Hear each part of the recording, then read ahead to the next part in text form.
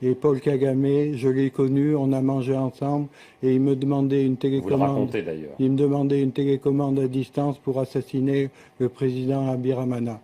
Alors on va parler du Rwanda parce que ces jours-ci sort un livre qui s'appelle Le capitaine Baril brise le silence, la tragédie du Rwanda, ses origines, ses coupables aux éditions Jean Picolec. Et vous n'y allez pas par quatre chemins, à savoir que vous prenez à rebours la thèse officielle qui veut que ce sont des extrémistes Hutus qui ont descendu, entre guillemets, l'avion du président Abiyarimana, qui était lui-même Hutu mais jugé trop modéré, pour ensuite déclencher le génocide contre les Tutsis.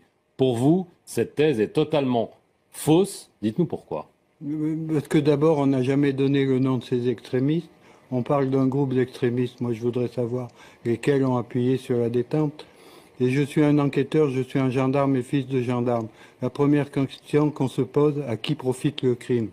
Le crime, il profite à une seule et même personne, c'est Kagame. Sans cet attentat, il ne serait pas chef d'État aujourd'hui. Paul Kagame, qui était donc le leader du Front patriotique rwandais, le mouvement rebelle de l'époque.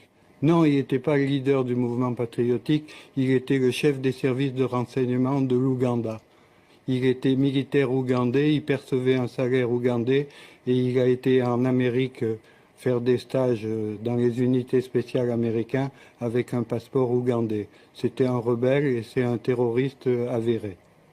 Alors, vous lancez des accusations très graves contre Paul Kagame parce que vous insinuez que c'est lui, le FPR, donc son mouvement, qui a commis cet attentat dans le but de déclencher des massacres et de prendre le pouvoir. Alors que la version la plus largement partagée, c'est que ce sont les Tutsis et donc les gens comme Paul Kagame qui ont été victimes de ce génocide. Comment est-ce que vous pouvez affirmer que c'est lui qui a tout manigancé comme ça? Revenons un peu d'histoire.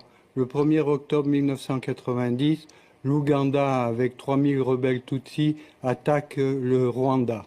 L'Ouganda, je dis bien, de Museveni, qui est complice de Kagame.